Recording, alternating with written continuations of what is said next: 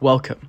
Today, I'm going to be teaching you how I've found the most easiest and effective ways to farm gold and purple weaponry items in Marathon. So let's get this started. Firstly, we need to understand how purple and gold weaponry works in Marathon compared to how gold gear works, if that makes sense. Anyway, so weapons in Marathon are all grey tier, essentially. The thing that distinguishes them apart is what makes the weapons rarer is the attachments. So if we come over to here to my loadout, as you can see, we have this grey tier battle rifle.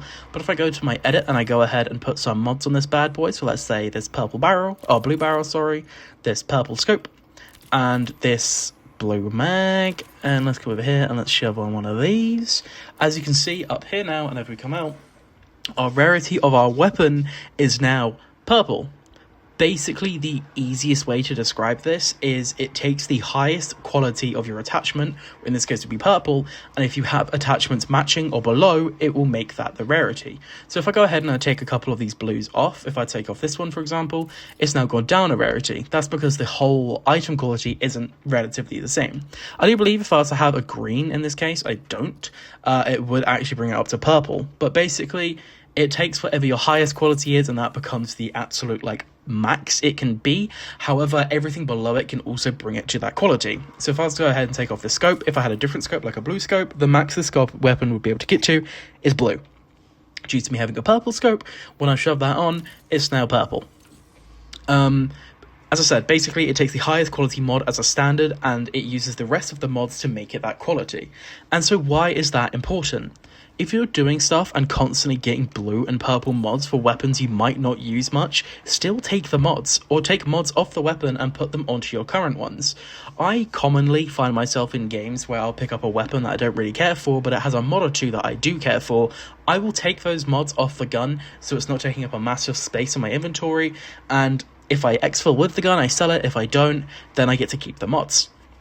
It is how, if I was to come over to my vault over here, pretty much all of these purple weaponries are just made from mods that I found, except for the handful, and all of these blue mods down here is basically me just doing that exact idea. Just taking mods off of guns that you know you're going to use, and shoving them in your storage is a brilliant way to farm better tier weaponry. Because sure, I might be in a position where I have this blue twin tap, or I might have a grey magnum or a grey shotgun, but I could make any of them purple or blue or even gold depending on the amount of mods I have. So next time I get a weapon that maybe already has a green and maybe a blue, but it isn't quite yet blue rarity, I can shove on one of my blue mods and make it blue rarity. Or even if I have the mods for it, I can shove on a purple mod and make it purple rarity. It's kind of just the flow of how everything works with this game is your weapon quality is based off of your mod quality. Anyway, that way you will have a ton in your stash of high quality mods that you can use to boost up your weapons to a higher quality.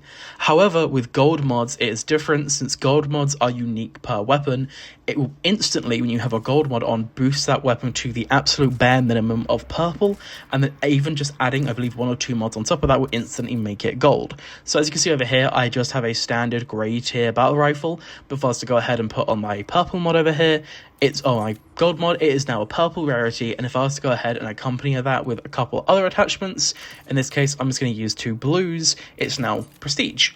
However, obviously you can continue adding stuff, you can add thermal optics and stuff, and this is the peak I've got in my battle rifle too so far, but eventually with a little bit of luck and finding more mods, I'll be able to get this thing basically all purples and then just the gold, and it's going to be very, very sexy. Anyway, that's basically how gold mods work. But how do you get gold mods? There are a few ways, like killing other players and doing events. However, if you want gold weapon mods specifically, I cannot stress enough how important it is to do the Traxxas questline. When you finish the Traxxas questline, not only do you get a gold repeater, what I have sadly lost, you also get the option to buy gold weapon mods, and these rotate daily.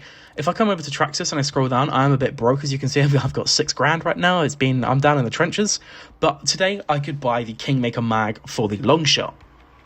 This will rotate tomorrow, and tomorrow might be something for see sidearm, it might be something for the vault thrower, it might be something for the punch, it could be literally fucking anything is my point here.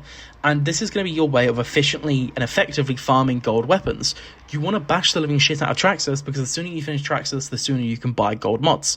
And yeah, they are a little bit pricey, but however, if there's a mod for a weapon that you don't like, you don't have to buy it, you can just wait till tomorrow.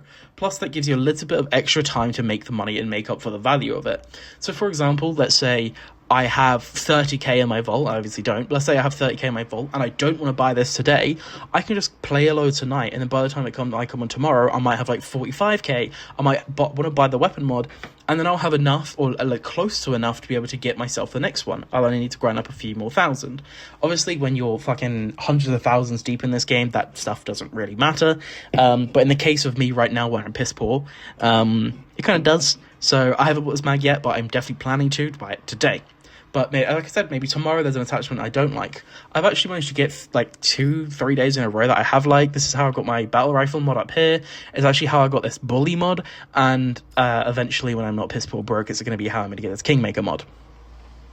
Anyway, so how do you efficiently get gold? So now you know how to efficiently get gold weapons, sorry. So what about implants?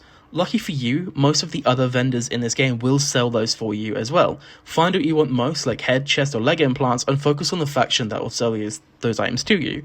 I'm personally doing NuCal right now, but it's worth looking through the other factions to see what you want. By completing NuCal's last set of quests, I'll be able to buy their daily gold mod, and in this case, it's this one, where I can enter smoke and it removes all pings, and I get health gain and shield gain after using my abilities. That's kind of fire, It's also worth noting that some of these factions will also have trading for them. I believe, yes, Mida allows you to trade for them when you get the upgrade. However, just by itself, when you complete Mida's last quest, you'll be able to buy leg attachments. And for Arachne, when you get VIP with them, what I believe is level 30, you'll then be able to buy chest attachments. This idea also goes for shell cores, but to get them specifically, you need to level up your Sekiguchi an absolute shit ton to get VIP, but again, it's level 30. In my case, I've got Vandal today, and I believe I can trade with these guys if I had the all cores upgrade to get myself a head attachment and a prestige core for my recon. These are, as you can see, pretty goddamn fucking pricey though, so do just factor that in. Especially these core mods. I mean, that's 22.5k. Like, you can get a gold weapon for basically 1,500 more. Obviously, you can kind of spend what you want. It depends on what you want to do. It depends on what you want to, build. So what about shields and backpacks? Well, that kind of brings us back to square one. As far as I'm aware, there's no efficient way to farm gold shields and backpacks. However, what I can sit here and safely say is that some of these faction upgrades will be able to yield you some purple rewards. So as we come over here to Cyber Acme, I believe Capstone 5, what I'm actually not too far off, you can get yourself purple backpacks. I believe NuCal provides purple shields. Over here at Capstone number 6. Again, these are you're going to be grinding quite a lot to get these, but I mean, they're also quite expensive. You're going to need quite a fucking lot of upgrades. But you can buy purple shields and purple backpacks from these respective vendors. I don't think any other vendors offer you purple tier items for free / maybe also barter. No, but basically you want to be kind of having a bit of a hefty look over here at NuCal if you want purple shields, and if you want purple backpacks, you're going to be looking at Cyber Acme. With that said, there are quite a few ways in game to effectively get purple loot pretty commonly.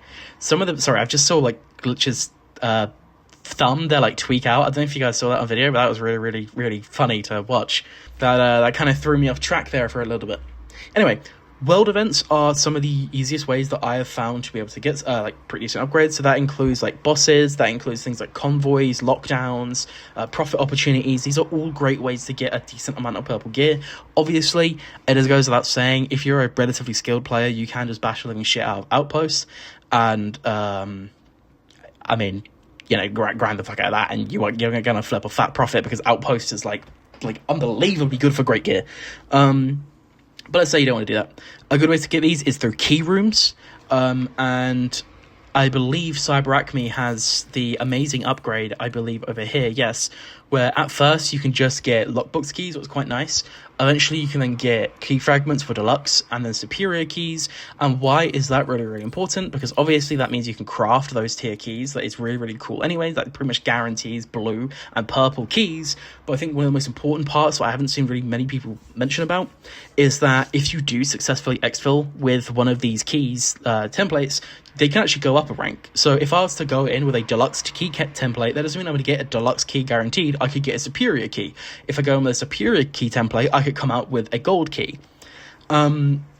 Again, that's a very small chance. I don't expect it to happen every single time. But like, worst comes worse, if you successfully exfil, you are getting a key related to the rarity of the template anyway. And do not sleep on these key rooms, man. Do not sleep on blue rooms. I've gotten some crazy stuff from them. I've also had a lot of disappointments, admittedly. But you can get some pretty good juicy stuff from them. So what about other ways to get purple and gold gear? So like I said, world events are an insanely great and consistent way to get good loot. So things like convoys, lockdowns, and profit opportunities. But let's say you want something a bit more consistent, specifically with weapons. The supply drops that you can call in also have a chance to give you purple weapon attachments alongside other things. But why is that good? Well, like I said way earlier, you just need a grey weapon and a little bit of luck to turn it purple. So let's say you get a purple Waster combat shotgun attachment, you put that attachment on a Waster with another blue and green mod, you've got yourself a purple Waster now, son. Like I said, man, this whole rotation of mods on your weapons is basically strictly through what you're doing. And a little side tip, if you want to be a little greasy, you want to get, like, pretty much good, great, like, green loot all the time, not green, blue loot all the time, is do not sleep on your faction trades. Obviously, you can just straight up buy deluxe weaponry with our lovely Cyber Acme here, and if you think about it, those chip mods, they're blue every single time. That's 3 chip mods I'm looking at right here for just buying these. Now, I'm very broke, so I wouldn't, but you know what I mean. A lot of companies also will trade higher tier weaponry. Obviously, over here, you can see there's Copperhead that I can trade. There's this Lookout that I can trade. I don't have anything with Arachne, but if I had it, I could buy a fucking Retaliator. Obviously, these are all on daily rotations as well. Obviously, I mean, right here, I can literally just straight out buy attachments of this rarity, what is very, very, very, very nice. And again, it kind of depends on what you want. Don't sleep on these trades. However, I will say that if you're kind of already going up through your factions, don't be trading your stuff all the time. You're going to need a lot of these, like, resources for later down the line, especially just in general. Like, a lot of upgrades require them. Obviously, if you want to trade them, go for it. I'm not the fucking boss. You can do what you want. But I think the only thing that I've found pretty much worth consistently trading is ammo, and that is because, as you can see, I've got like an absurd amount of unstable gunmetal and an equally absurd amount of unstable biomass. So I'm just relatively commonly trading for patch kits. However, I would prefer to just buy them outright, especially ammo, until they do that fucking inventory fix. Well, by the time this video is out, it probably is out.